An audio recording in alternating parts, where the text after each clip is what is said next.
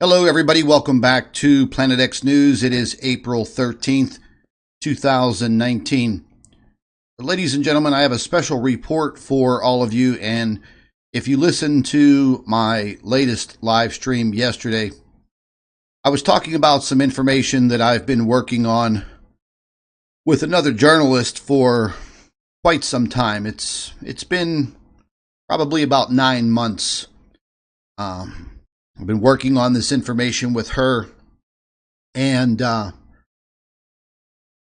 what I've been working on with her is related to the immigration crisis that we have here in the United States, and I'm sure that each and every one of you see this played out on the mainstream media each and every day. What we're not being told are some of the real reasons for this immigration crisis. And there are several journalists that have been reporting on this from Tijuana, Mexico, from different locations along the Mexican-U.S. border. But several months ago, I was contacted by this Mexican-American journalist, and I'm not going to divulge her name because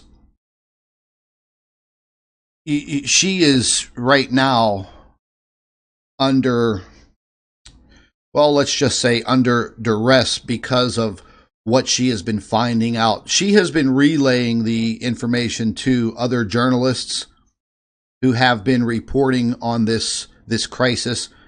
And folks, we do have a legitimate crisis at the United States border. You can have two choices here today.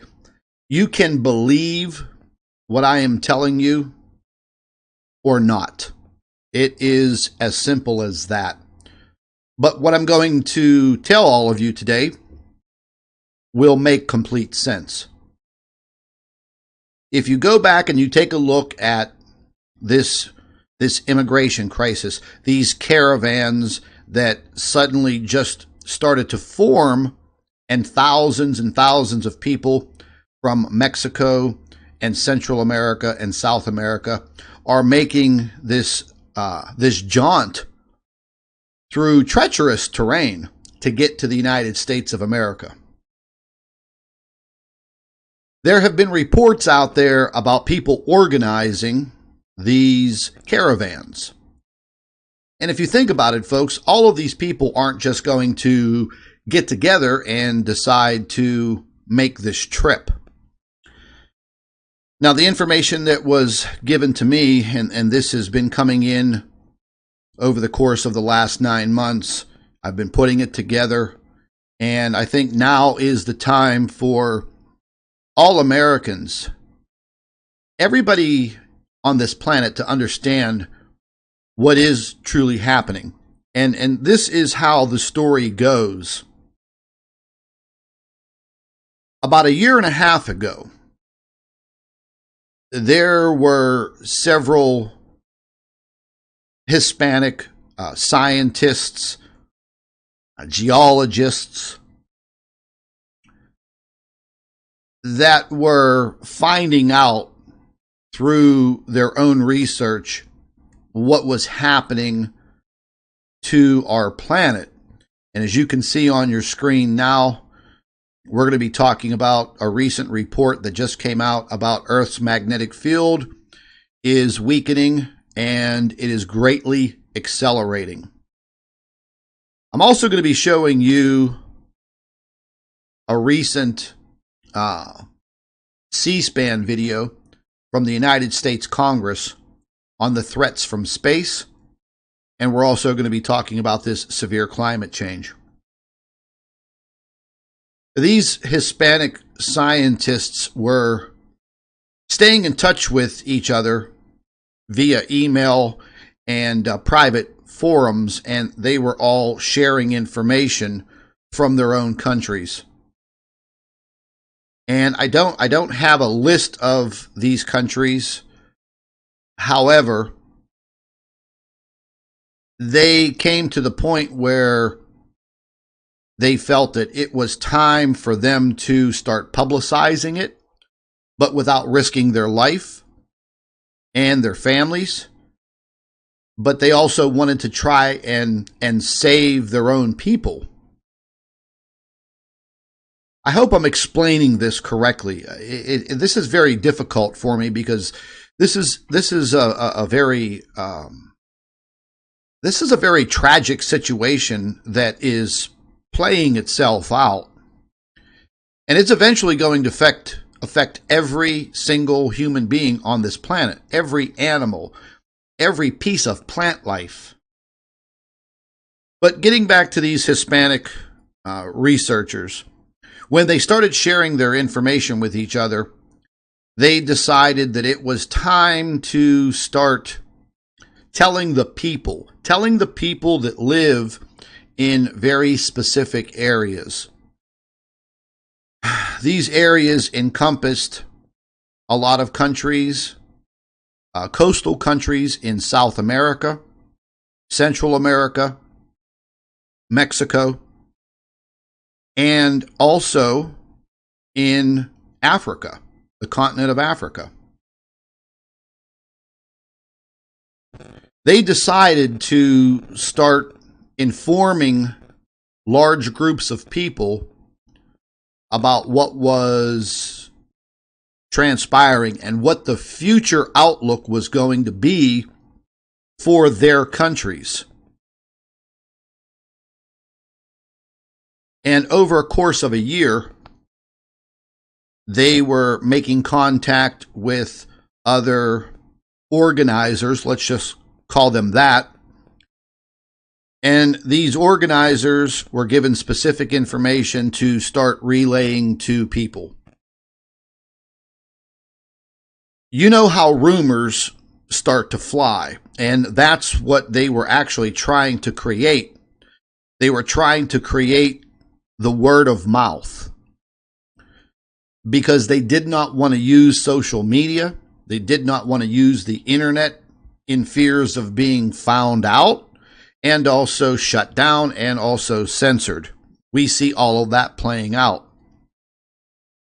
So the actual organizers on the ground level were informing large groups of people that there was a very, very bad threat to their countries, their communities, their towns, their villages. And for them to organize as a group and travel as far north as possible and at any cost. Their destination would be the United States of America, bypassing Mexico. None of them want to stay in Mexico. That is the information that these people in these caravans are given. You do not want to stay in Mexico. You want to get to the United States of America. And that is exactly what is happening. These caravans are being formed. They are thousands of people. And I just watched a report from the United States Border Patrol 48 hours ago. And they are capturing people at the border, just not from Mexico and Central America, but from 36 countries on this planet. 36. They're coming from all over. These two Hispanic researchers then got the word out to other organizers in other countries that they felt would be under threat. Their countries would be under threat. What we are talking about is, one part would be the flooding issue. And we are already seeing that play out. They were also discussing threats from space in many forms. They were also discussing the weakening of Earth's magnetic field and what that would cause for the Earth. We're going to get into a lot of that. None of this information has ever been divulged in mainstream media, and it probably never will. There were some reports that came out about these organizers on the ground level that were paying people, and I believe that part is probably true. There is a lot of help that's being given to these folks to get them to the United States. They are being told specifically about the catastrophic events that will occur in their countries, and for them to get to the United States, to get as far north as they possibly can. The main threats that they're being told about are in reference to Noah's Ark. That is some of the terminology that they're using. Noah's Ark. You know, Noah rounded up animals of all species, loaded them onto the ark because the great flood was coming.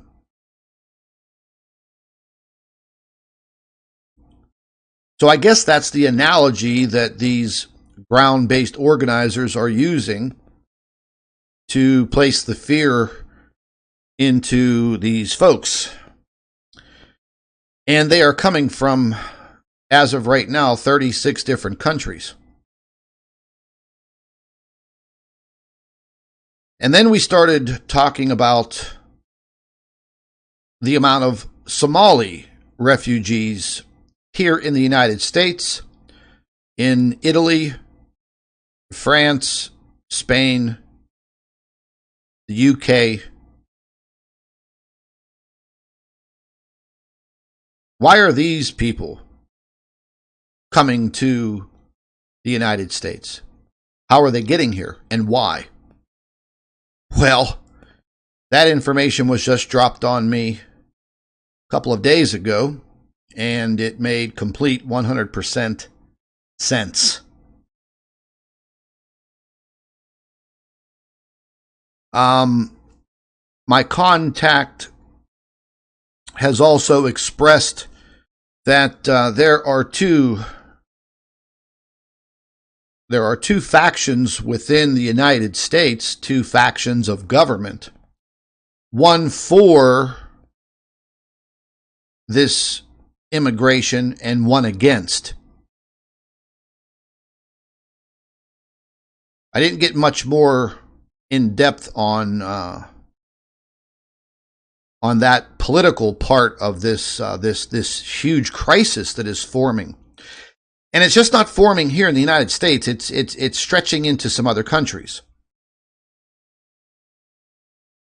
But there are also countries that are not permitting this. Russia and China are two of these countries that are not allowing this to happen. Australia is one of them. France and Spain, the UK, the United States, Canada. All of these countries are deeply involved in this. And also the United Nations. Some of it is being disguised as humanitarian actions. I guess we can call it that. But they do understand the real threat that is lurking out there. I've discussed it with all of you on my YouTube channel for years now. There also is a very large threat for increased earthquake activity in the very, very near future. Also, the increase of heavy volcanic activity in these regions, Mexico, Central America, parts of South America, and other countries. One of the saddest things is these organizers understand that there is going to be a massive loss of life, meaning that they can't save everyone.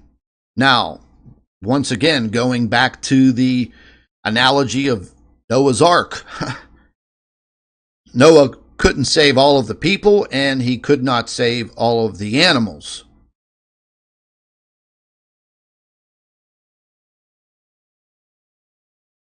You know, folks, I don't know if this is just a very sick-minded way of looking at this,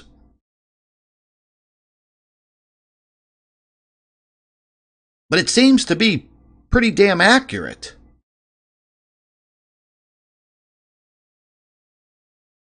We're going to go ahead and get into this information, and I hope you're all sitting down. I hope you all pay very, very close attention to what I'm about to show you and tell you here today. I've been waiting several weeks to compile the information, and I was waiting for more data to come in. I was actually going to wait a little bit longer, but I think the time is now.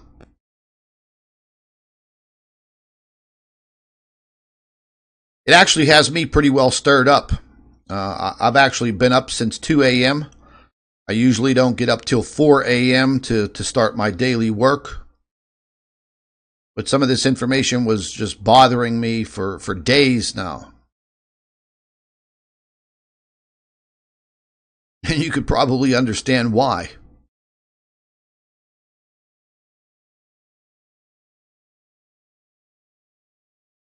I think we're moving into a very, very critical time for humanity. Forget about the color of your skin, whether you're black, white, yellow, brown, blue, purple, orange, whatever. Forget about your religious beliefs. And I don't mean not to have faith, but things are going to get very, very, well, let's just say they're going to get pretty scary. And there's going to be a lot of you that don't know what to do. And you're going to be looking for answers.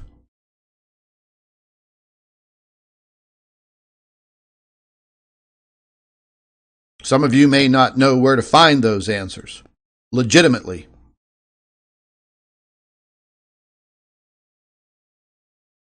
That's why forming some of these private networks is very important. This is one of the main ways that these Hispanic organizers were able to create the informational source for all of their people by using private networks. And my hat's off to them. They are trying to save their people. They are trying to save large numbers of people from what is eventually going to happen in the very, very near future. And it's undeniable because we are actually seeing these things occur now. So I'm going to go ahead and jump out of here. And we're going to jump over to the earthquake map real quick.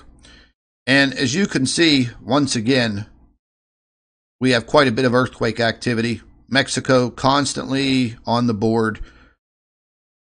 Ecuador, magnitude 4.8. A lot of earthquake activity in South America over the last couple of weeks. South Pacific, you could see Indonesia. They had a pretty big earthquake yesterday.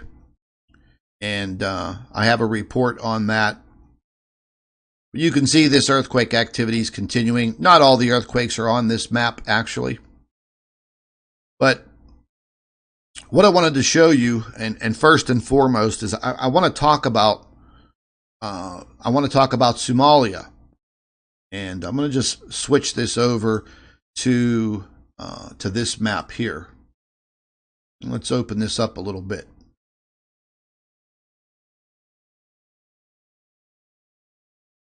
Oops, here we go.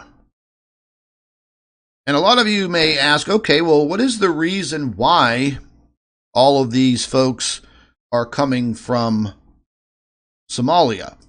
You know, how are they getting here to the United States? Why? Well, I can't really get into all of that with you, but one of the main reasons why they are taking these people from Somalia and bringing them to different countries around the United States and declaring them refugees, and in a roundabout way, that's pretty much what they are. If you think about Somalia, you think, okay, well, it's probably, you know, really poor country on the continent of Africa. What do they have there? Well, believe it or not, folks, they have a lot. They have a lot that governments want. The big players in government. And I'm going to show you what they have and why it's so important. And this is what has been relayed to me. This was a long-term plan that started out deep in the Obama administration, like on day one when that creep took office. And his administration was responsible for transporting these people to all of these different countries. And then word of mouth has broken out within the country, and these people are literally, you know, trying to race for their life. I don't want to say that this is an overthrow of their government in Somalia, because the majority of all of these African nations, there's a lot of terrorism, there's a lot of genocide going on. The whole entire continent is in just complete upheaval. It's one of the main reasons why Dr. Albers wanted to leave South Africa, is because the genocide that is happening there. But anyways, if you take a look at Somalia, it just looks like a barren desert. And, you know, you do have some coastal area here. And a lot of this coastal area is where a large portion of people live. So I just wanted to show you on this map where Somalia is. We'll switch back to the map. You know, it's not a very big country, but when we talk about transportation-wise, access to the ocean, it's going to play a very key role. And that key role is natural resources. There's a lot of natural resources on the continent of Africa, but Somalia has some key factors with these resources. The philosophy of the governments that want these resources is first and foremost to get rid of the people. Now, you just can't go in there and kill everybody and take the resources. You want to create a refugee status to move them out of there. Ladies and gentlemen, this is the same thing that's going on in the Middle East. They're getting the people out of the Middle East. They're moving these people out. They're just getting them out of the way in order to take control over these natural resources. And that's oil. But in Somalia, there's a hell of a lot more than oil. And I'm going to show you exactly what I mean. Let me just pull this up here real quick. Where did I put that?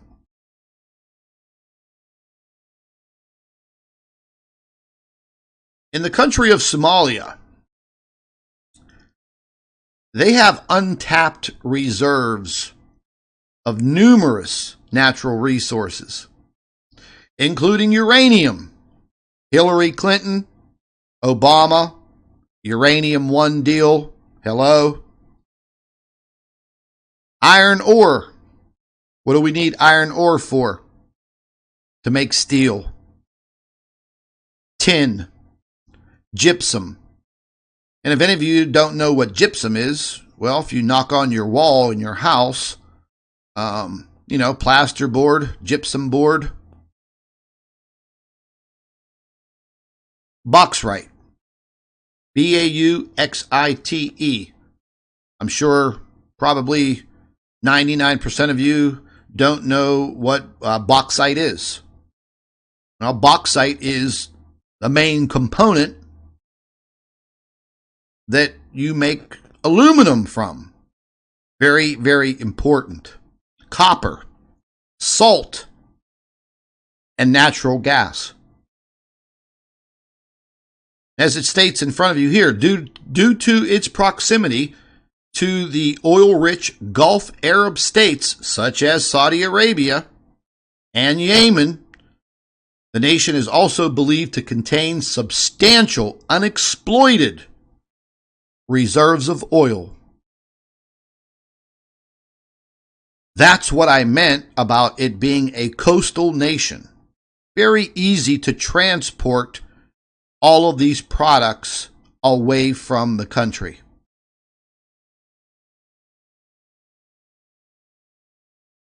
You see, it's all starting to become crystal clear. The governments really didn't care about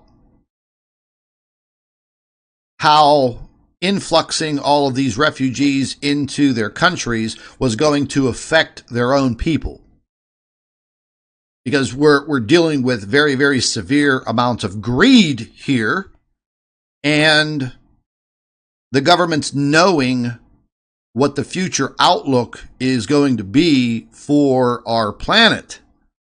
So they have to literally go after weak countries that have an abundance of certain resources. You're looking at it on your screen right now. And this is just not happening with the country of Somalia. There are other countries that this is happening to.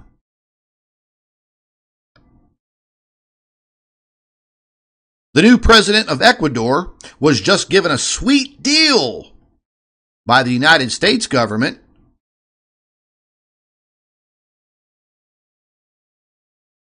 and that was all based on billions of dollars. We'll help your country out,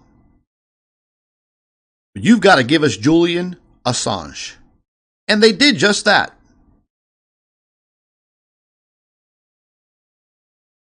But I think there's going to be some underlying factors with Mr. Assange. If he ever gets to the United States, you never know. Donald Trump, President Trump may give him a job. You never know. He does have the ability to pardon him. So we will see how the whole Julian Assange debacle plays out. But ladies and gentlemen, if you're starting to wonder where all of these people are coming from, 36 different countries making their way to Mexico to make their way over the border. They are all coming with the same story. That's what this investigative reporter has found over the course of these last 9 months, questioning these people. She was questioning people in San Antonio, Texas, before they were being placed on Department of Homeland Security buses and sent out all over the United States of America. This has been going on for quite some time. Under the secret of darkness, people from Somalia have been flown into the United States, into different states, and then bused to communities like Minneapolis, Minnesota. There are more than 150, I think 160,000 people from Somalia in Minneapolis, Minnesota. I'm now starting to see these folks in my area, 20 miles south of the city of Pittsburgh.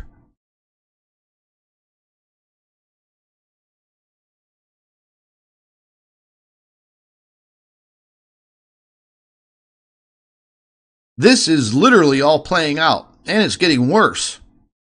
So if you ever ask yourself, why are all of these people coming from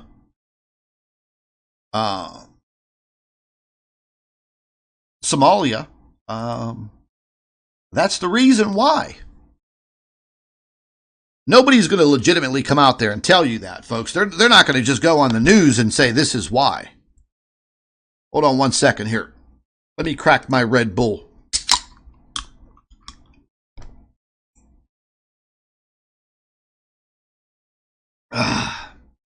Damn, is that good. Now, there are going to be a lot of people in different countries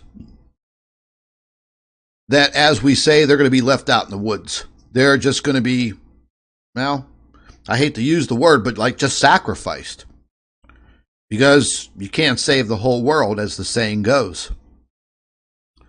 Just yesterday, that magnitude 6.8 earthquake rocked the eastern part of Indonesia.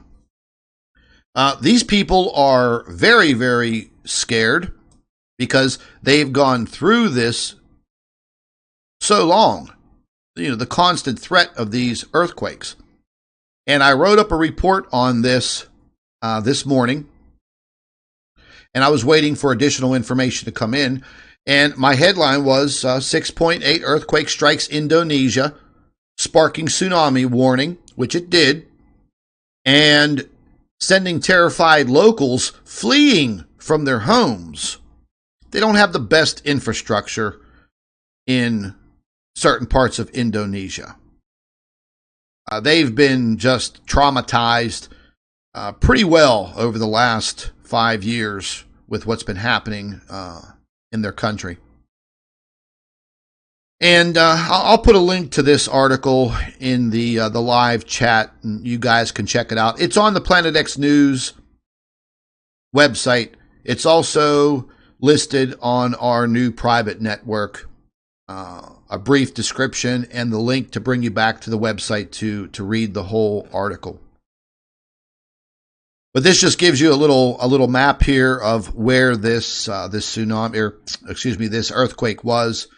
The tsunami was very, very small, 20 inches. Thank goodness nothing was impacted on the shore. I've included a USGS map of the Ring of Fire, which has literally been on fire on a daily basis. One earthquake after the next. One earthquake after the next. And folks, later on, with what I'm about to show you, all of these regions that you see in this darker coral color, it's all going to come into play. And you're going to fully understand why people are migrating out of Mexico, Central America, parts of South America, and many other countries. These people were really, really freaked out at the magnitude of this earthquake, and it was offshore, but it literally rocked buildings. It shook the islands, and people, they know better. They run out into the streets, as you can see in the photograph in front of you. They were all pretty scared.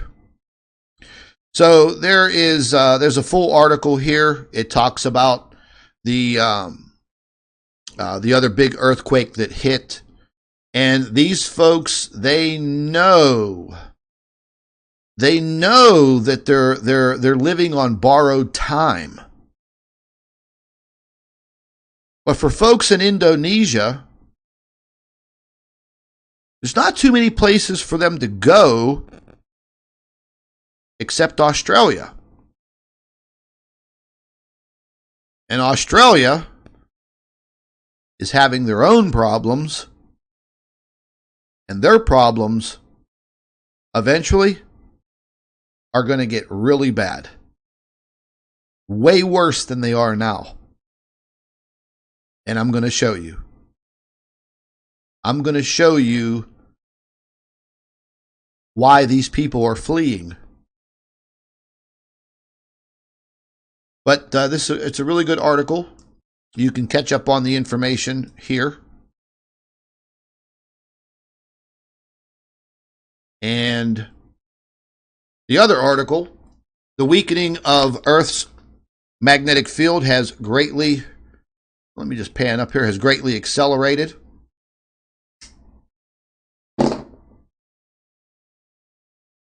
I'll put the link for this article in the live chat so you guys can check it out. I would advise you to read this when you have the time.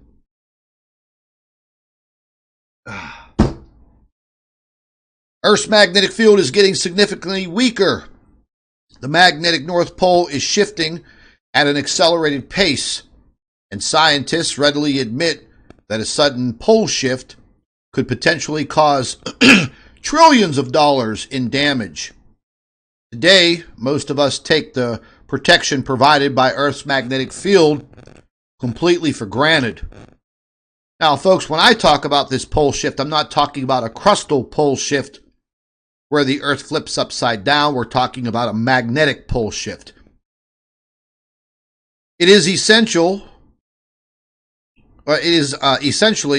a colossal force field which surrounds our planet and makes life possible. And even with such protection, a giant solar storm can still potentially hit our planet and completely fry our power grid.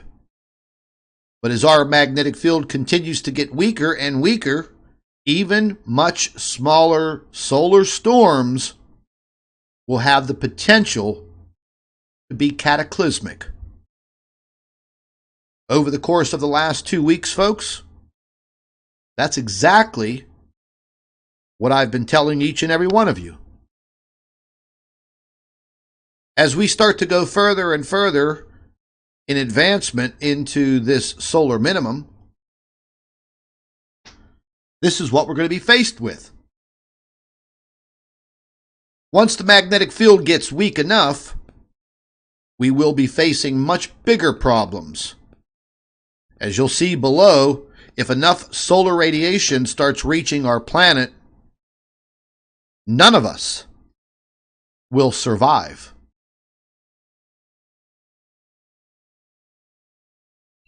I've included a little model here just showing you the Earth's magnetic field, and this shows you the magnetic field connections between the North Pole and the South Pole. The blue lines that you see spiraling out, that will signify the Earth's magnetic field reach. Previously, scientists have told us that the magnetic field has weakened by about 5% every 100 years. Now, pay very, very close attention to this math, folks, because this is where things really start to change. My article goes on to state that But now we are being told that the data that was collected from the Swarm satellite indicates that the rate of this decay is now 5% per decade, not 5% per century. A century's 100 years. A decade is only 10 years. It's well established that in modern times, the axial, God almighty, let me spit that word out here. The axial dipole component of Earth's main magnetic field is decreasing by approximately 5% per century. Recently, the scientists using the swarm data announced that their data indicated that decay rate was 10 times faster. Once again, 5% per decade. It's no longer 5% per century. That's insane. That literally puts all of us that are breathing right now and listening to my report, that literally puts all of us in danger in the very near future. Unless you drop dead today or tomorrow. As it states again here, in case you didn't quite get that, 5% per decade is 10 times faster than 5% per century. If the rate of decay continues at this pace, or if it speeds up even more, we could be looking at a mass extinction event that is beyond what most people dare to imagine. I've included another little GIF image right here, just showing you the Earth's magnetic field. This is what we see on some of the models I show you guys dealing with the solar wind. You could see the Earth right there in the center, the daytime side, nighttime side, and our Earth's magnetic field and our magnetopause. And those white lines that you see there, those would signify waves of energy coming in from the solar wind. Let's get a little deeper into this article here. It states that as more solar radiation reaches Earth, we would expect to see a rise in cancer rates. And this is something that even the National Geographic has acknowledged. Now, folks, I was reading some of the reports from the National Geographic and combining a lot of their information. And I was just telling all of you my last couple of live streams that skin cancer and cancer rates around the world are going to start to increase. So stay out of the sun. And for your kids, I know it will be hard, but limit the exposure that you are allowing your children to have. The article goes on to state even further.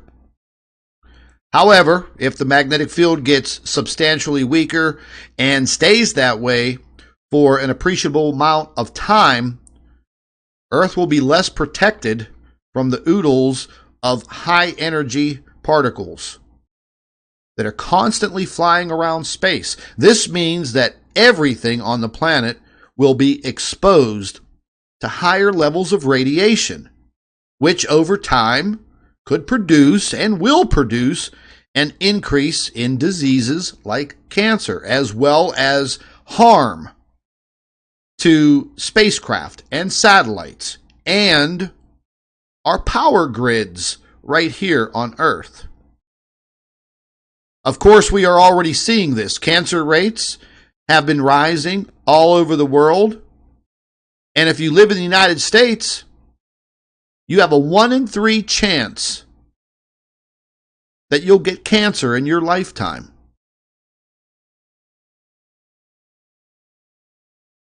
It also states As the magnetic field continues to weaken, things will get worse. A lot worse. The weaker the magnetic field gets, the amount of solar radiation that will reach us here on Earth, that will rise. And eventually, it would get so bad that the entire human race would be in jeopardy. Radiation and cosmic rays are a real concern. And it states that they're even a real concern for NASA, especially when it comes to long-term space flight. You know, they're all trying to get to Mars, but they haven't figured out, I guess, how not to expose man to this amount of heavy radiation. Unless they're in the secret space program, they've already figured out a way to do that. But as far as the general astronauts at NASA, because NASA has two programs, the regular folks at NASA and the black NASA, the black underground, the black ops of NASA. It also states that if Earth's magnetic field disappear, the entire human race and all life is gone. Eventually, everything would die. Cosmic rays would bombard our bodies, and that influx would eventually damage your DNA, increasing worldwide risk of cancer and other illnesses. Yeah, this is just devastating information that's now coming out. Little by little, it's leaking out through the right resources. Without Earth's magnetic field, solar winds, streams of electrically charged particles that flow from the sun would strip away the planet's atmosphere and oceans. As such, Earth's magnetic field helped to make life on this planet possible. And without it, life doesn't exist. It doesn't exist. Now, this is where I caught some of the scientists covering their ass. It states that, so, could such a scenario actually happen? Well, some scientists are saying that our magnetic field could be gone in as little as 500 years. But they are telling us not to worry because Earth's magnetic poles will flip and things will eventually return to normal. The magnetic field surrounding the Earth is weakening, and scientists say it could be gone in as little as 500 years. Okay, so let's think about that, folks. If this is all happening now, even on a small scale, our potential to danger is already here. Forget about that 500-year marker. That's the max. But dealing with things on this scale,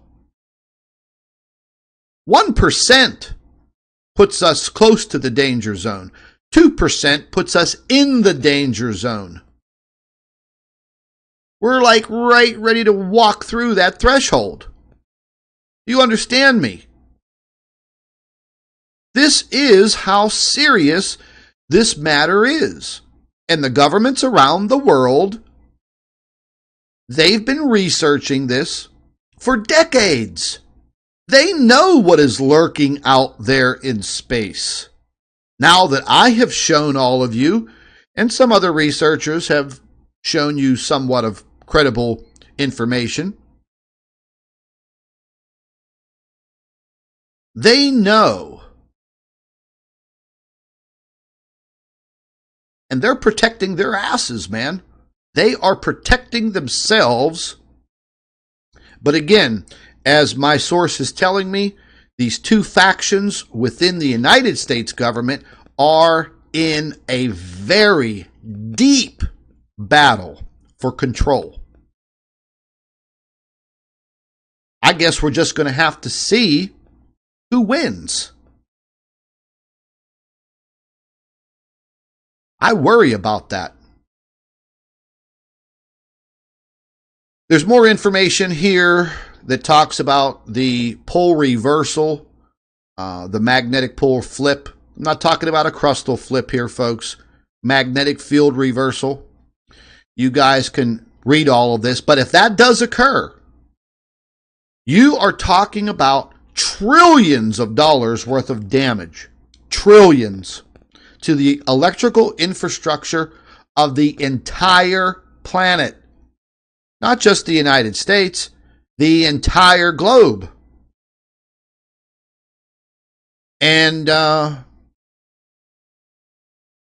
our magnetic north, woo, man, it is traveling at a very fast rate. Matter of fact, Ben Davis over at Suspicious Observer, he's been talking about this for quite some time. He's been coming out with more and more scientific information based on what other scientists are finding, and he is putting that information out there slowly but surely. I wish he would do it more, because Ben's he's a really smart guy. And like I said before, Ben's a Pittsburgh native, right here where I'm at.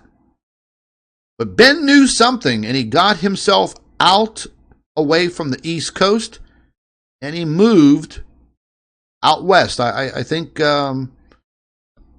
he said he moved out towards or in New Mexico. But anyways, read the rest of this article, folks. Read it. Absorb it. You may have to read it twice. I'll put the link in the live chat, and if you don't catch it in the live chat, just go to planetxnews.org,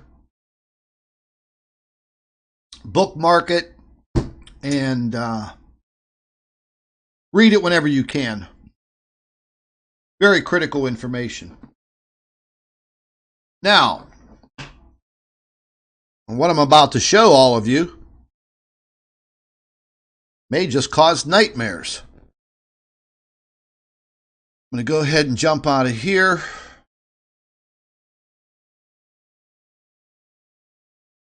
We don't need the earthquake map anymore.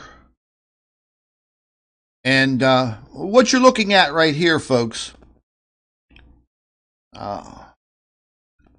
this is the entire basis of this mass migration of people from these countries that are trying to get to the United States. And why?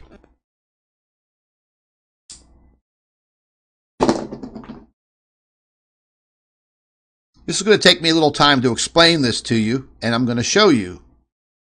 We've all seen the Edgar Cayce maps. We've all seen the United States Navy flood map. Did you ever think where they were getting that data?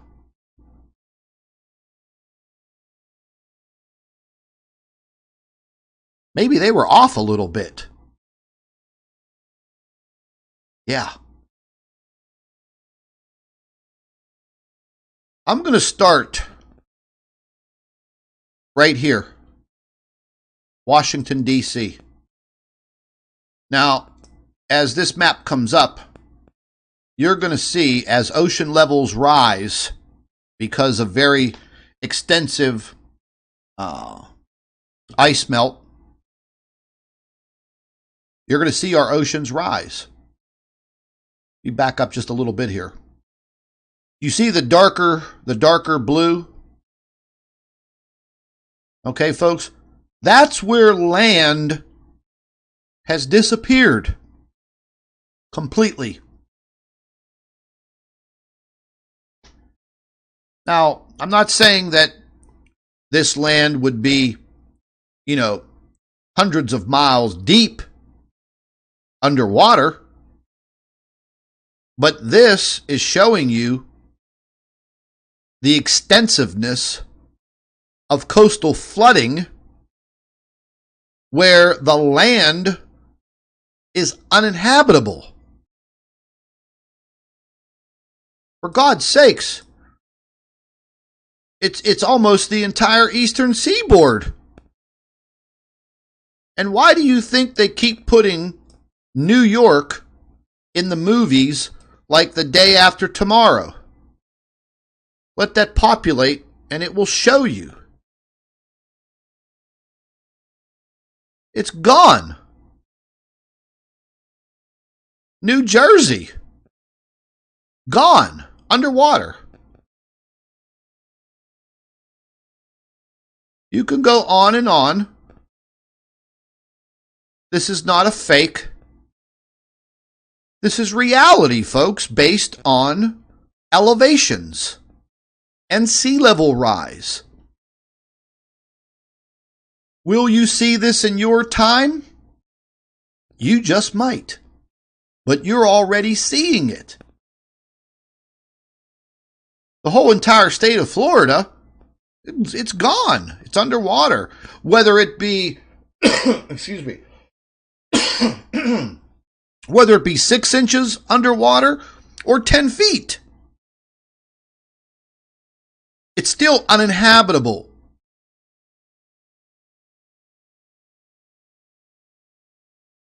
We all know about the big soup bowl down here in Louisiana. We saw what that massive hurricane did to New Orleans and the surrounding area. All these coastal states and communities will be uninhabitable. We all saw what happened to the city of Houston, Hurricane Harvey.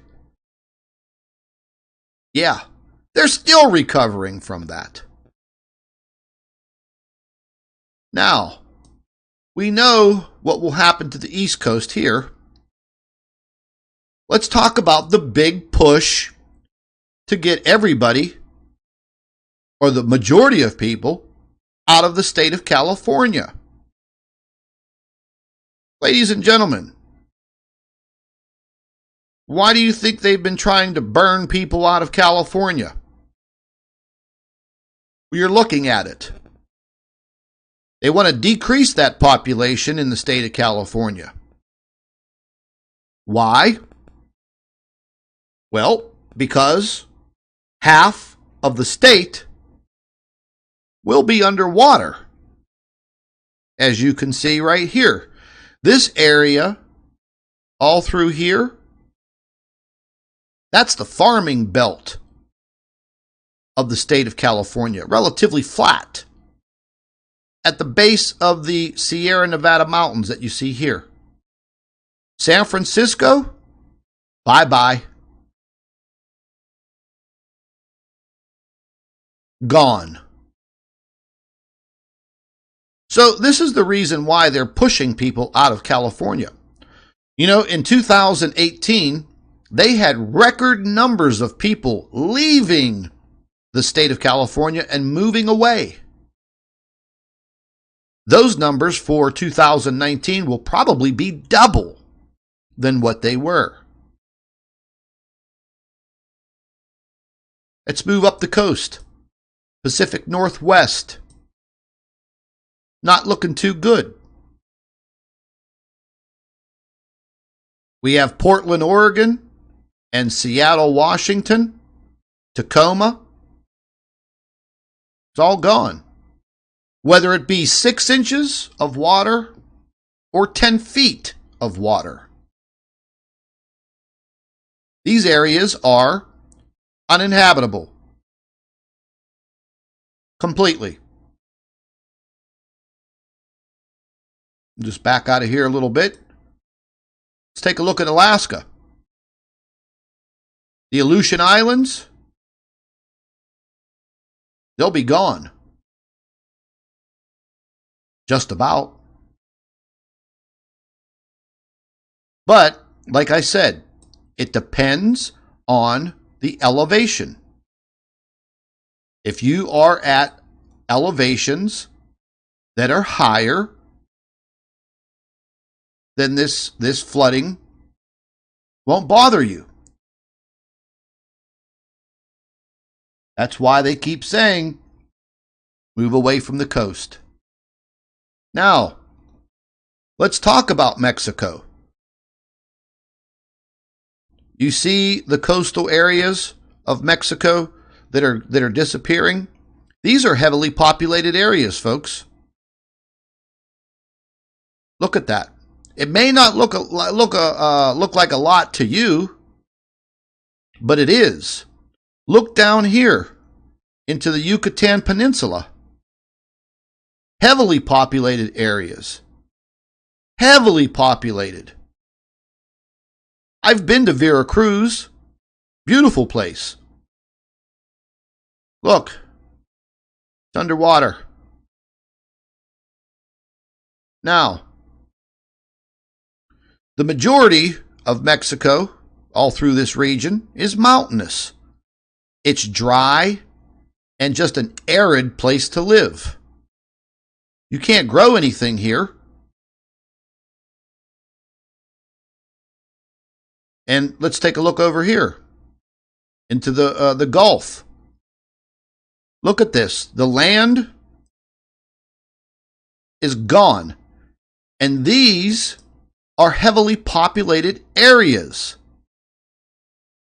Where do you think these people are coming from Mexico, that are trying to make their way into the state of Texas? What do you think they all live out here in the desert? Hell no. These are all people that live in the heavily populated areas.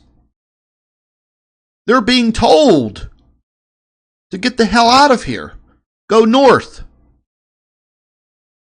Get out of this country as fast as you can. Because there's not going to be anything left. I mean, there'll be mountains, dry desert land, but what are you going to do there? And on top of that, Mexico has quite a few volcanoes, and as you saw on the earthquake map, they suffer catastrophic earthquakes. Is this all making sense? It's making sense. Over the course of these last several months, it's been making a hell of a lot of sense to me. It's just a matter of exposing it. Now you talk about Central America. Well, Central America's, relatively poor. A lot of the country's overridden by drug dealers and there's not much that goes on. A lot of fruit grows, vegetables grow. It's shipped to the United States. But you see this darker area? Once again, these are heavily populated areas. Honduras, one of the countries that is making mass migration to the United States through Mexico. Well, Nicaragua, look at their land. It's gone. It's underwater. Guatemala, again, all of these areas that you see in the darker blue here, folks, these are heavily populated areas.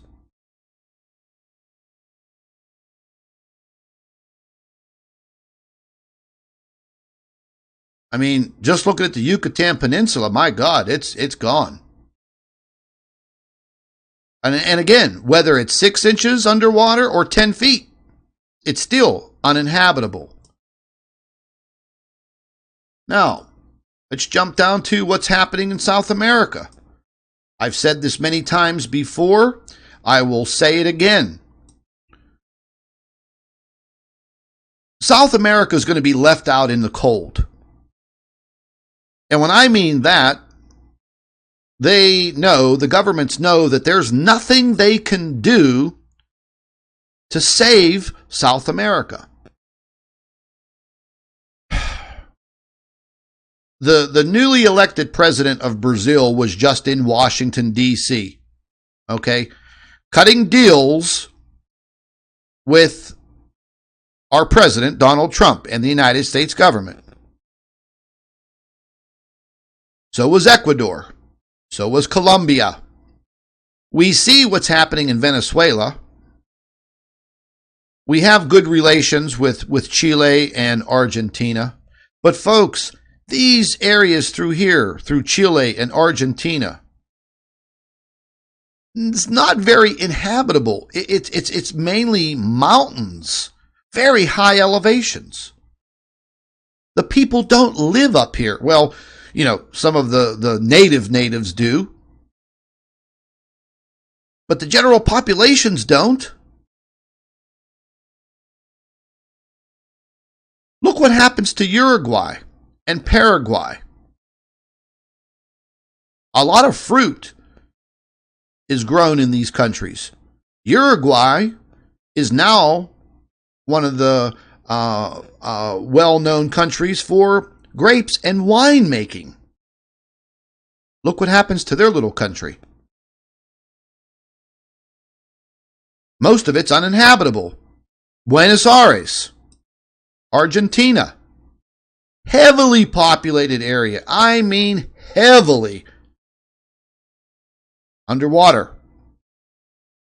Now, you get out to this section of Argentina, and what do you see? Dry, barren land. You see any greenery? You see any farm belts? No, you don't. And let's go ahead and zoom in here.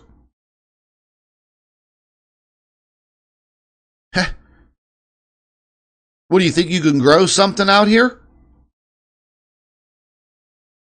It's desolate land.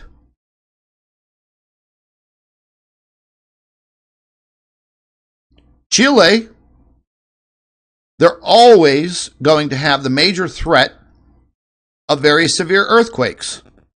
We've seen that play out many times before, and it will continue. It will actually get worse.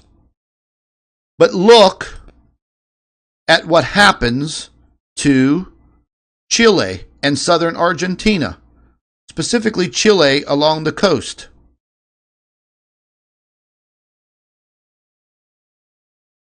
This was land. These are all communities of people.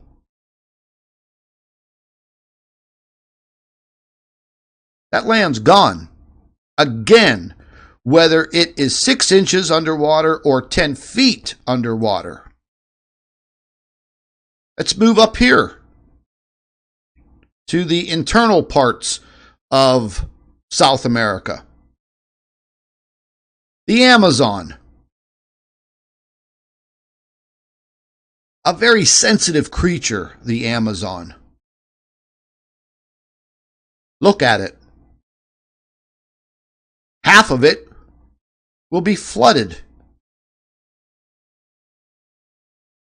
Brazil has been going through horrible amounts of flooding. It's all last week down here in Rio de Janeiro. You see Rio de Janeiro. Do you even realize the amount of people that live here where my cursor is? That darker blue? Millions. Millions of people. They don't all live out here in the middle of nowhere, even though you have very small communities. I've been to Rio de Janeiro.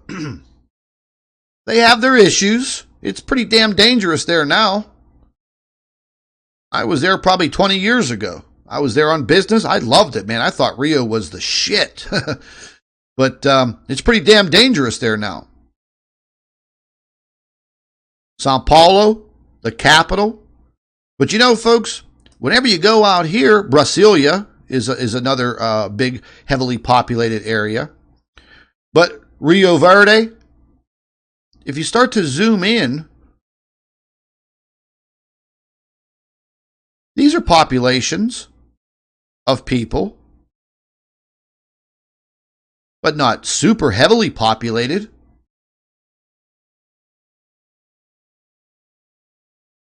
A lot of people live along these coastal areas. Let's move up here to Venezuela. They're done. As you can see, the country of Venezuela will be inundated. Again, folks, whether it's 6 inches or 10 feet, the land will be uninhabitable. And again, you have to, talk about the heavily populated areas.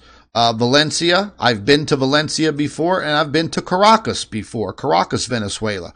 Heavily populated areas. The majority of the internal areas are a little mountainous.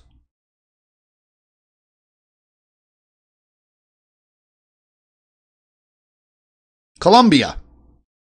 Wow. They're in some trouble.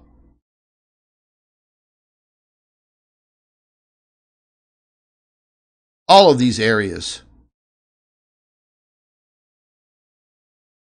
Look at that.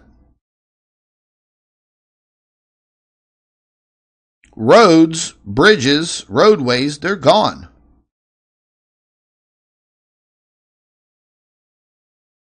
This is uninhabitable. Completely. For all of you that like to vacation in Aruba, you could forget about it. There won't be very much left of Aruba except high elevations. That's it. There's your new Aruba.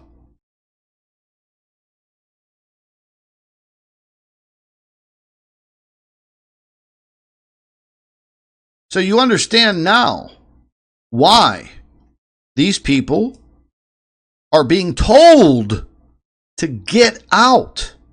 Get out now. Cuba? There have been a lot of Cuban refugees that are making their way over to the Yucatan Peninsula and making their way all the way up to Texas. Cuba, besides the high elevations, underwater. The Cayman Islands, underwater. Jamaica has some very high elevations. There are a lot of Haitian refugees that are making their way to Mexico and up into the United States. And we're going to be talking about that here very soon.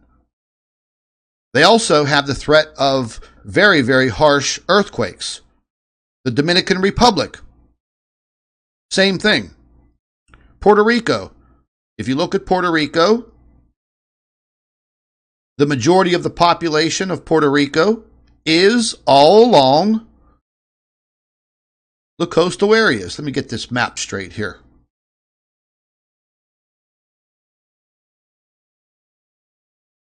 Do you see this? These are the heavily populated areas all along the coast.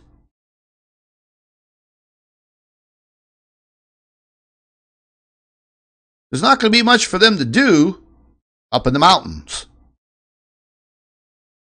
Their survival rate will be very limited. And this is just not a threat for the United States either, folks. Remember what I told you about Somalia?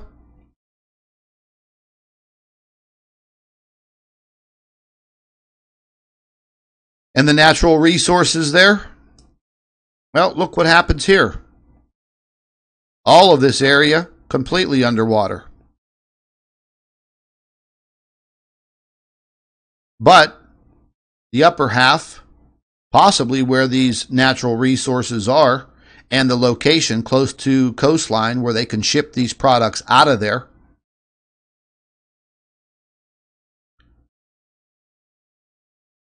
South Africa.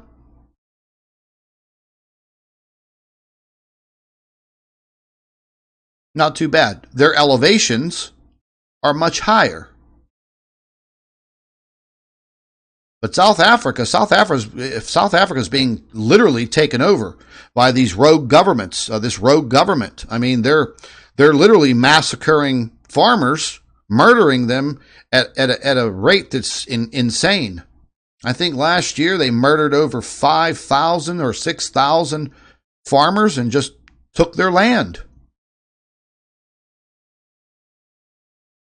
But the whole entire continent is in just complete upheaval with wild militants. And you talk about Europe. Ooh, that's a whole other ball game here, folks. As you can see, damn near the whole country of Ireland turns into nothing more than islands. The United Kingdom and Scotland, same thing. You think you're safe in London? Think again.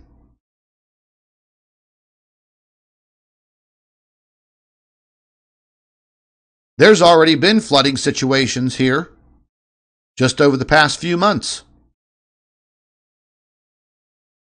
You think you're safe in Denmark, the Netherlands, Poland, northern parts of Germany, France?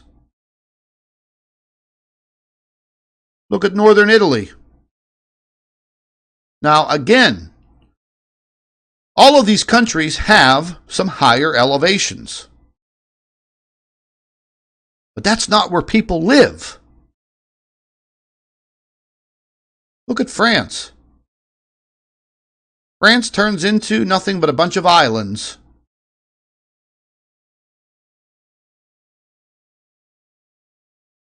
Where's everybody going to go? Were they going to go live on these little islands? Or are they all going to jam themselves into the areas that aren't flooded, which are mainly mountainous? Same thing with Spain. Spain has some pretty good elevations.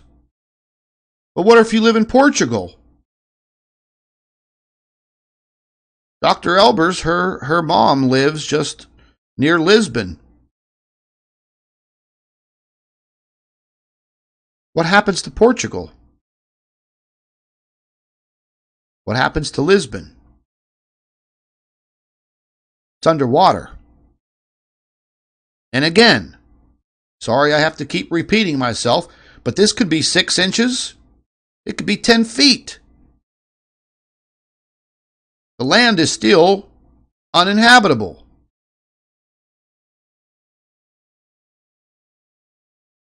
Move over to Greece. Again, they've got some elevations. Coastal areas will be flooded. The southern heel of Italy and Bari, underwater. This affects the entire world, folks. You can see parts of southern Sweden, very small amount of Finland. You can see all of these areas here. You can see where this flooding gets right into parts of the Ukraine.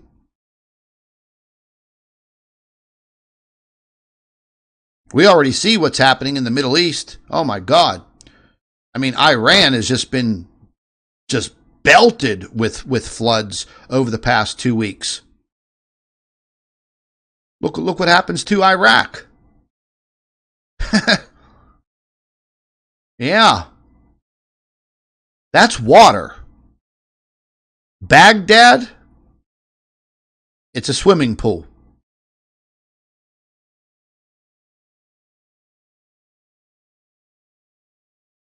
Look at these areas. Parts of Pakistan, we'll be doing some jet skiing there. Bangladesh doesn't exist anymore. Gone underwater.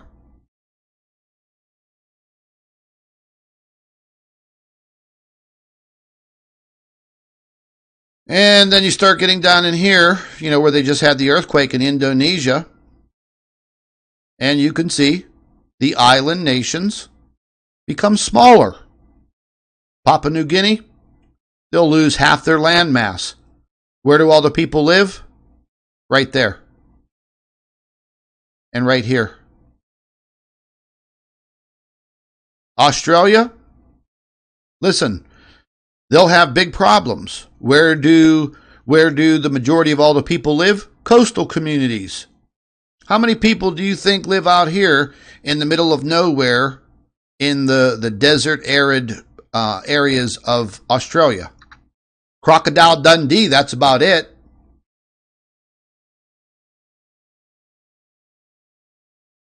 Look what happens.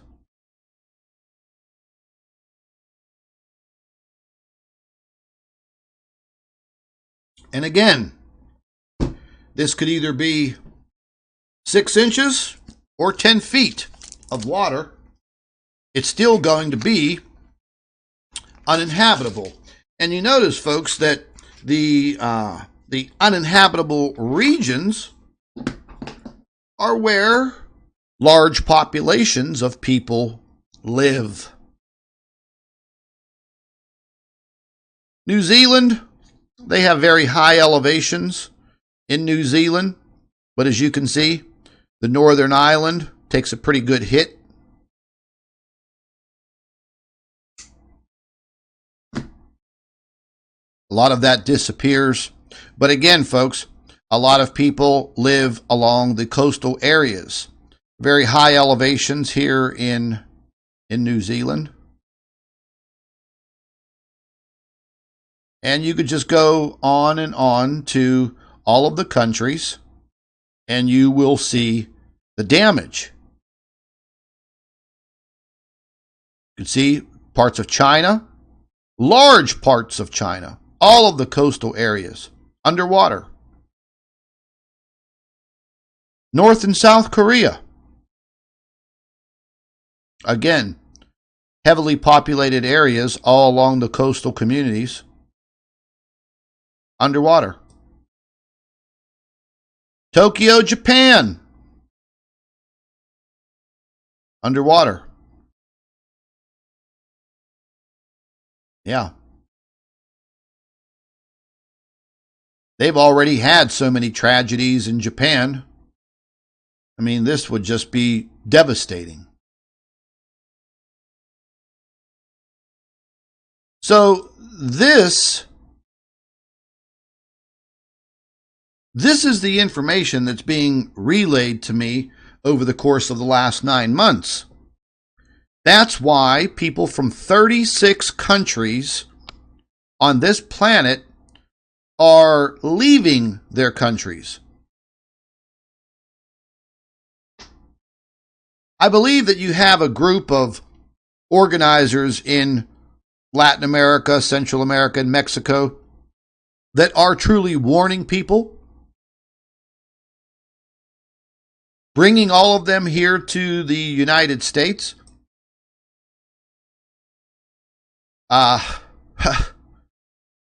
What are we going to do with them? There's an estimate right now that we have anywhere from 12 to 20 million illegal aliens undocumented in the United States now, and 100,000 at a clip making their way over the border into the United States every month. Yeah.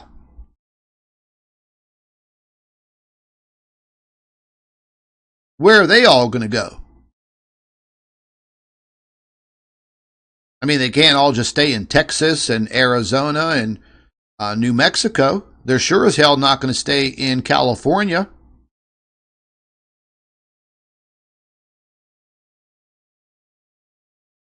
The United States has become their Noah's Ark. That's how the information's being relayed to these people. In Spanish. This is your Noah's Ark.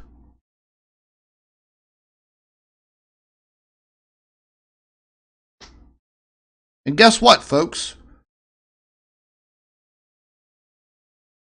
once they build that wall and they continue to build that wall along the border, guess what? Who knows what happens to all of the refugees that make their way into the United States? We know that we have massive FEMA camps throughout the Midwest. Massive FEMA camps, empty. Now, the border wall won't be for keeping you out. It will be for keeping you in. Yeah, let that sink in. See, that border wall is a two-way street, folks. It can keep you out, and it can keep you in. Yeah. And what happens if all of a sudden the Earth goes through a catastrophic phase, worldwide destruction everywhere, and now you have another 100 million refugees living in a area here in the United States, possibly in the center? What do you have now?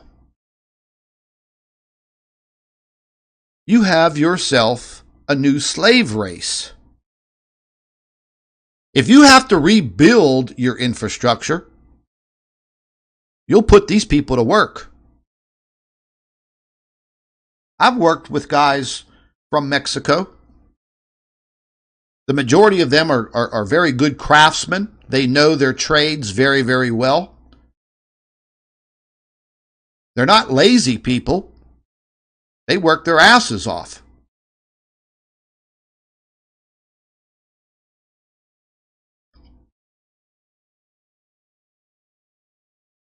Now, let's just think if we have a massive catastrophe here in the United States and we have 50 million migrants corralled here in the United States.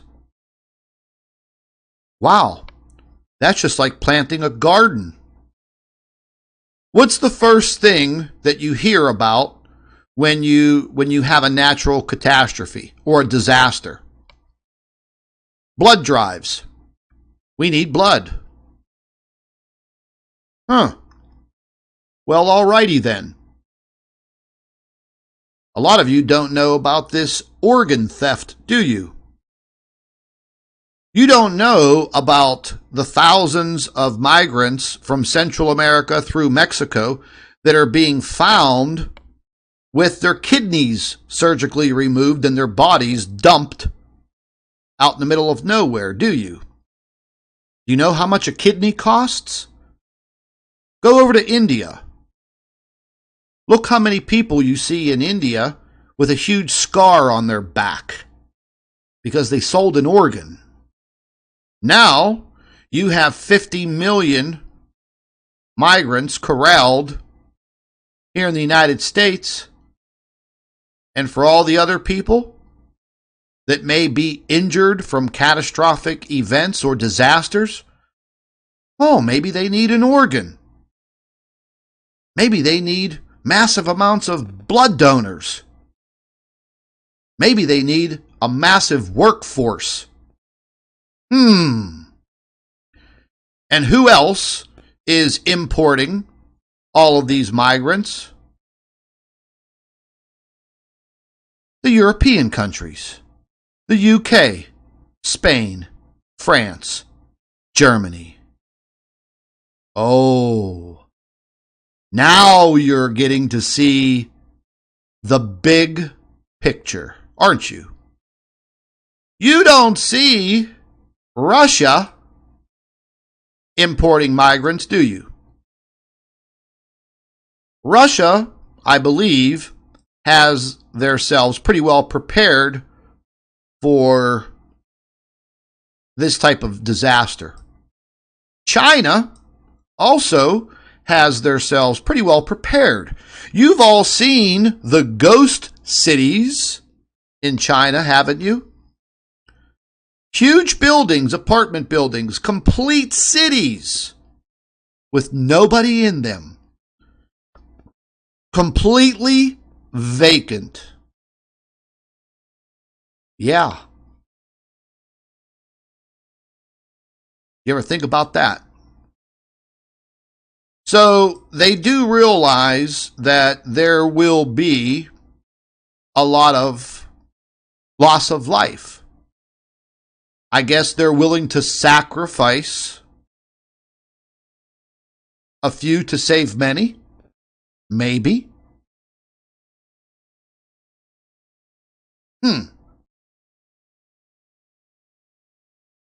I hope this is all sinking in, folks. This is just not some make-believe shit here, okay? All of the threats are real. Don't let anybody fool you. You could literally wake up tomorrow and all of this becomes sheer reality because you are already seeing it play out each and every day. And if you think it's a joke, then I'll tell you what. You go ahead and keep on thinking that way. But your thinking process is going to change real soon. I told all of you that I would divulge this information at the proper time. And today was that proper time.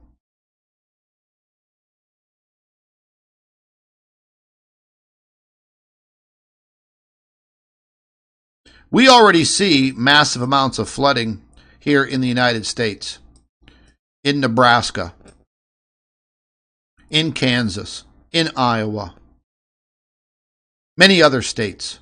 It's going to get worse, but it will dry out. But some of the harvests, the planting for these harvests, may potentially already be ruined.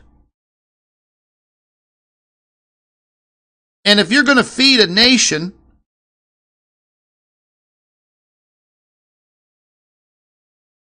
during a catastrophe and disasters,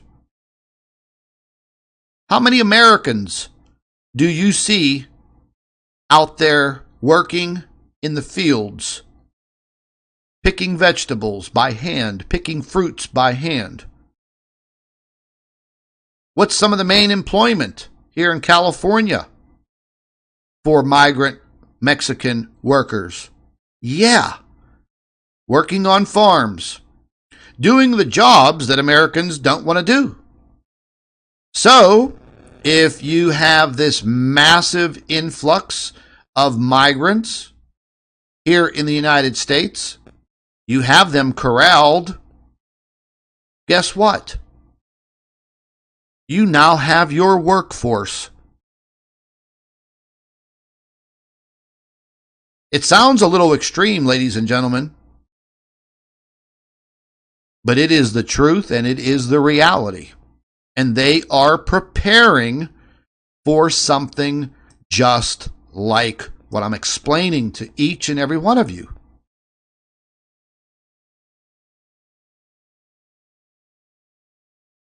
People from 36 countries are being detected coming through the border out of Mexico into the U.S.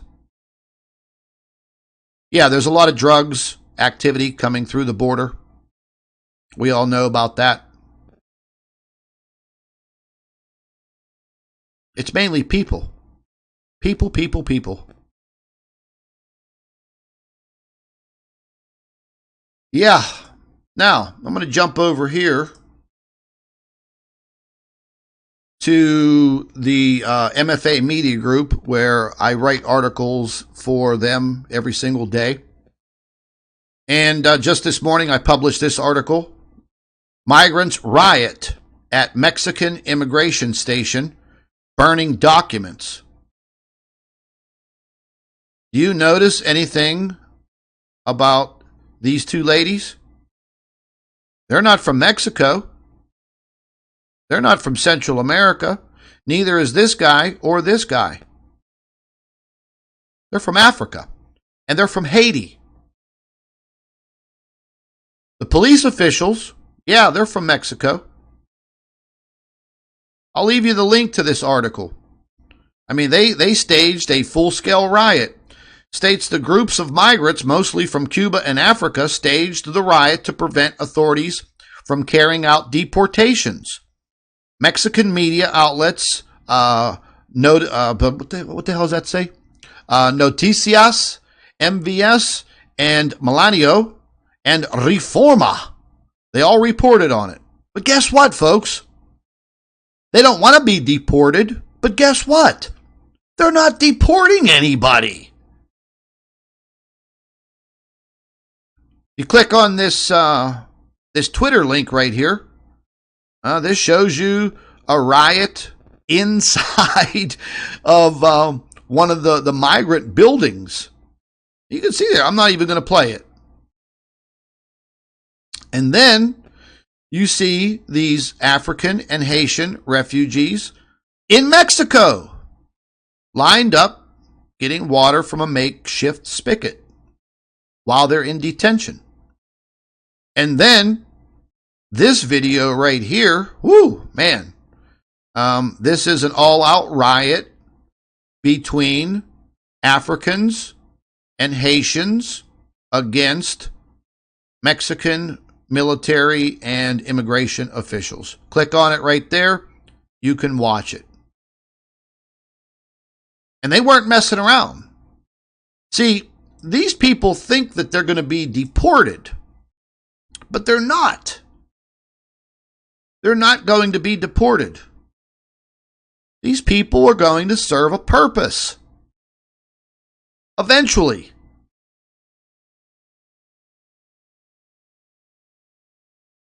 One of the biggest stories that hit mainstream media yesterday was Donald Trump threatens to dump migrants into sanctuary cities. I thought that was pretty comical. Not to take anything away from the refugees and the migrants that are literally, stuck behind cages. And, I mean, we do have big problems here in the United States. Innocent people, innocent U.S. citizens being killed by very dangerous individuals coming over the border. We see it in the news media all the time. I put a list of all of the sanctuary cities right here. It's all right there. These are all the sanctuary cities. If you want to take a look at this article, I'll put a link to it in the live chat. You can see if one of your cities that you live in or live nearby is one of these sanctuary cities. Because that just may come to reality. There's all kinds of crazy political upheaval in this country. You all know about it because you see and you hear about it on a daily basis. We're flooded with it.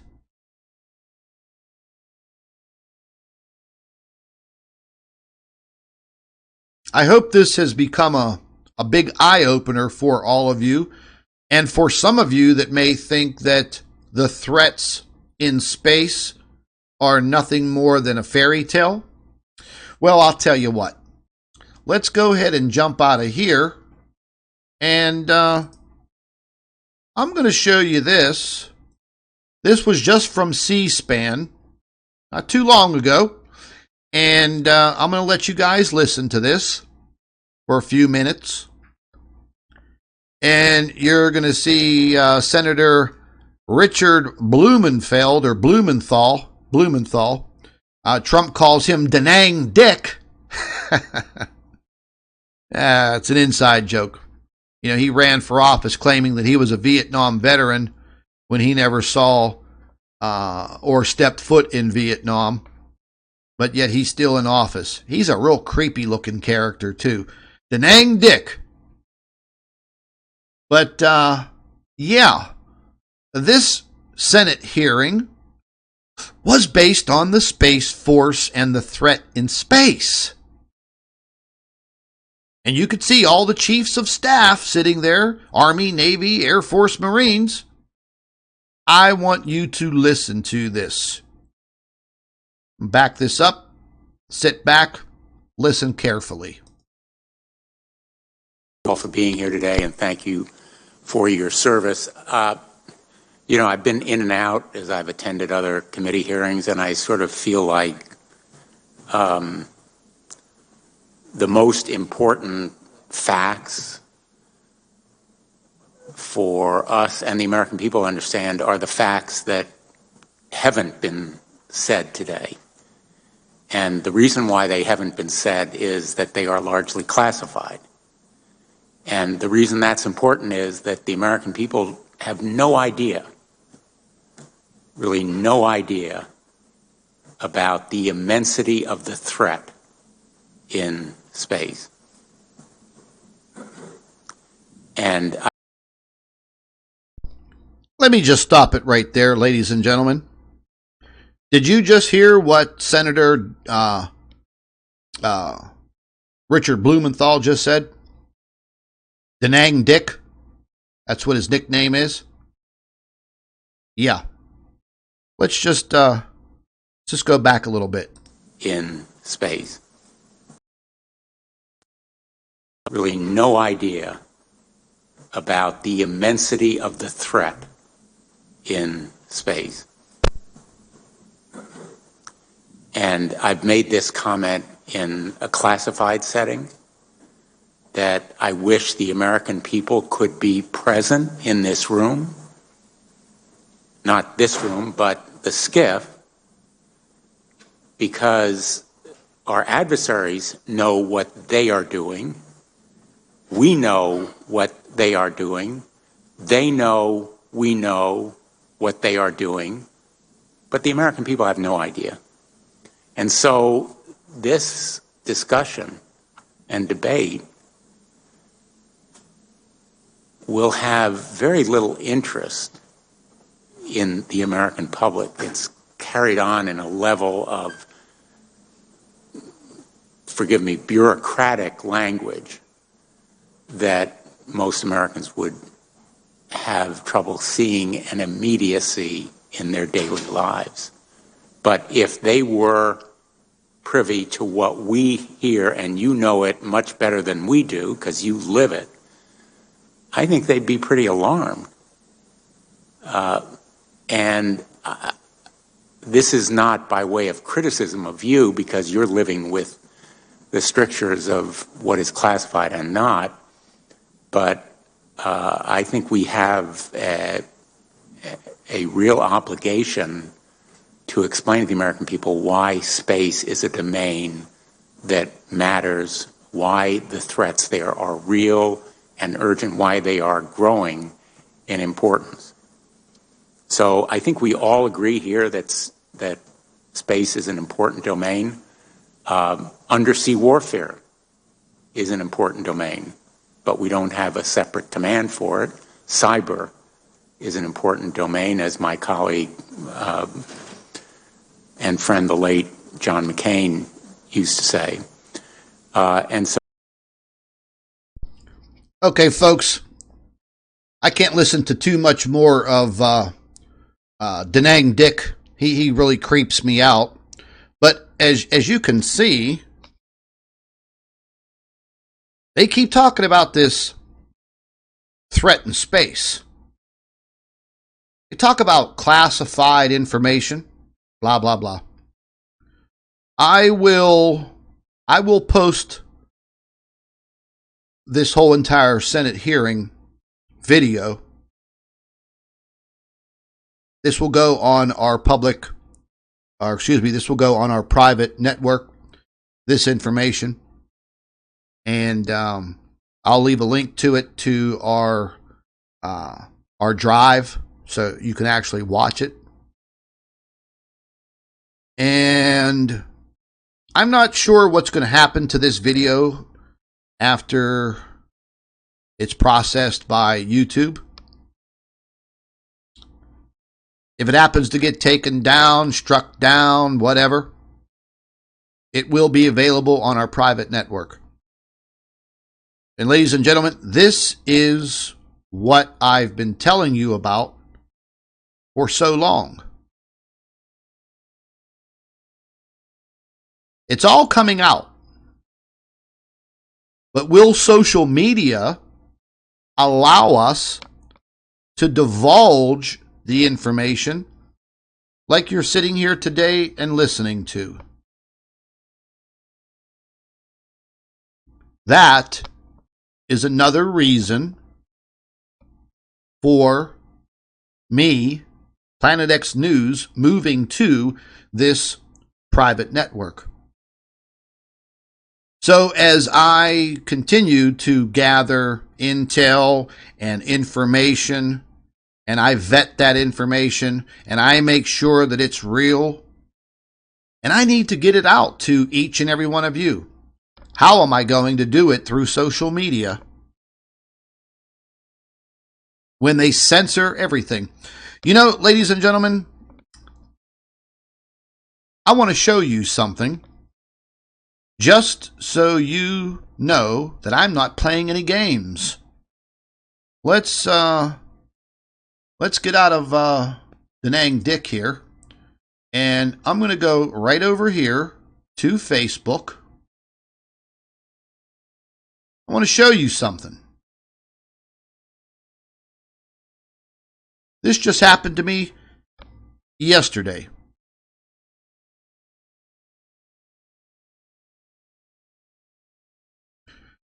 Do you see this, folks? This was just yesterday.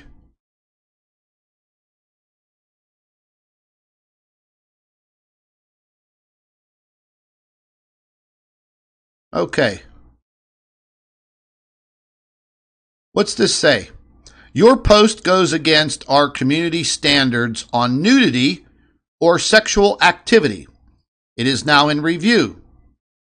This was a short post about a man who set himself on fire, just his jacket and his clothing, in front of the White House early yesterday afternoon. Like I said, you know, I'm a journalist at hand. You know, I report on news locally and for MFA Media Group as well as Planet X News. I immediately reported on this, and there's the photograph of the man laying on the ground with Secret Service agents tending to him. Does he look naked? No, he doesn't. But Facebook's algorithm or moderators immediately took this post down. Then it's still in review. Then again, this post goes against our community standards. What community standards? It says, if you request a review, we'll have someone take another look at it. Well, I said, you better take another look at it because this is all over the news. I reported on it within minutes of it happening, but it was all over mainstream media. I reported on it again. This post goes against our community standards on nudity and sexual activity. This post goes against our community standards on spam.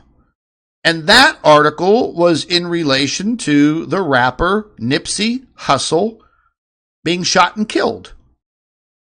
I caught wind of that within, I think it was about within 30 minutes of him being assassinated. I reported on it, and they immediately took it down.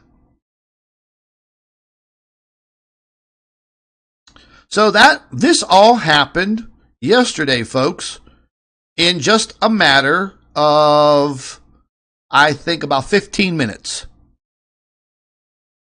So you think I'm playing around. I'm not playing around when I tell you that there is a huge battle between me and social media. But I'm not just the only one. Okay? I'm not the only one. This is happening to other alternative media journalists around the world. There's not much I could do about it except move to our private network. We have over, just about 40, see right here, we have almost 45,000 people that follow Planet X News on Facebook. And if you don't follow us on Facebook, you should. But again, it's becoming very little as to the amount of information that I can post. You can see why. These are not the first posts that have been taken down through false pretenses related to me. My public figure page, they do the same damn thing. Now, I was able to upload my live stream from yesterday. I haven't been hit with anything on this yet, but I'm sure they'll go at it. And I report on a lot of things here, but again, they're constantly hitting me with these stupid community guideline strikes.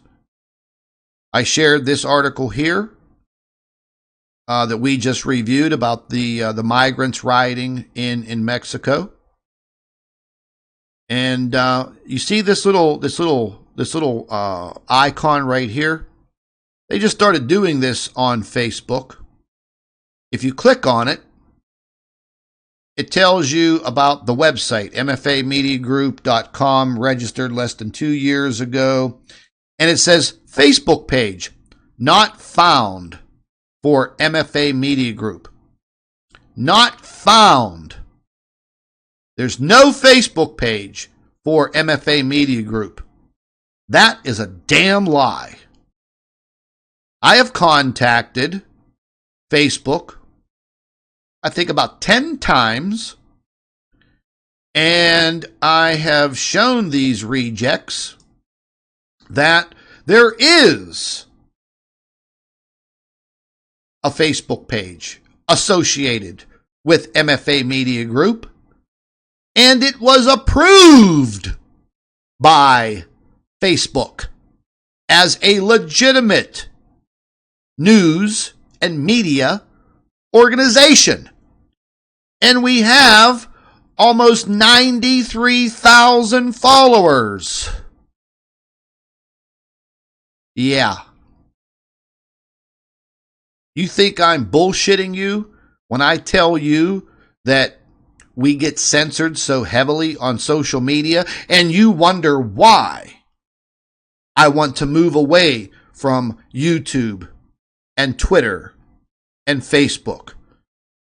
Because there are heavy chances that I don't get the information out to you, the people who actually want to listen to it. So social media is telling you what you can and cannot see, or read, or watch, or listen to. Yeah. So that's just the way that it is, folks. My public figure page, same damn thing. They hammer me over here on my public figure page. I have over 26,000 people that follow me on my public figure page, and I post a lot of articles, all news related. The majority of it is political, that's dealing with our political situation here in the United States. I put together quite a few videos on a daily basis related to politics. I also share the articles from Planet X News on my public figure page here. And this was a very crude story that I caught yesterday late morning, about 30 minutes after it happened. This psycho right here grabbed a 5-year-old baby from his mother and threw him off of the third floor balcony at the Mall of the Americas in Minnesota. He threw him from the third floor balcony, and the little boy crashed to the floor. Yeah. There's the psycho. He's been caught. But he's from Minnesota, Minneapolis, surrounding area. I'm not going to say too much more. Yeah. His name, Emmanuel Aranda. Huh. Yeah. But, yeah, man, I do a lot of work for the MFA Media Group, and fantastic organization. You guys can follow us on Facebook, and I really get down to some pretty good investigative reporting on the MFA Media Group website. Yes, I do. Yeah. And believe it or not, you know, the majority of the time, I am breaking stories on the MFA Media Group before it hits mainstream media. Before you hear about it on your local news or national news, I already have the information. I've gathered all of the intel, and I've put it all together. And, you know, when I say that I work 14, 15 hours a day, 7 days a week, I truly mean it. And I'm keeping track of everything that's going on politically around the world and here in the United States, and what's going on in our skies above. So I'll throw a link in the live chat. If you guys want to follow MFA Media Group on Facebook, make sure you follow Planet X News on Facebook. I don't know how much longer it's going to be around, but I would definitely suggest that you guys find a way to join our private network as soon as possible. And I'm not going to be standing for this this censoring and the shadow banning and all of that. There is entirely too much information that is going to be coming out that needs to be divulged, especially when it comes to our weather and what's happening out there with our sun. Speaking of the sun, real quick, we'll just take a quick look at the SDO. This sunspot, real quick, folks, it's pretty much been diminishing. It's been degrading. So let me jump over here. We'll get a few of these. We'll get a few of these up on the screen here. There's still a lot of activity, but the actual sunspot itself, it's been degrading over the last 48 hours. And we've been seeing this degradation of the sunspots as they are turning towards Earth. Now, we've been seeing this now for the last couple of years. I haven't really put my finger on why, but it's actually a good thing. So I've been watching it very, very closely. I've been getting the space weather reports from NOAA. Everything has been kind of moderate and below moderate, but we will still continue to watch it. Pretty cool look. Nothing major, no X flares, no massive filament releases or anything of that kind. However, we are going to be facing some solar wind streams, as I discussed in my live stream yesterday. I'm going to be keeping an eye on it because there still does look like there's some activity brewing there. Today is the day that it is directly Earth facing. So over the next 24 to 48 hours will be the most critical time. And if anything happens, you know, I will put it out there ASAP. But ladies and gentlemen, the information that I've given you today, I really want you to take it to heart. I've worked on this for quite some time. It's not a fairy tale. It is all true. And like I said, You're living it each and every day.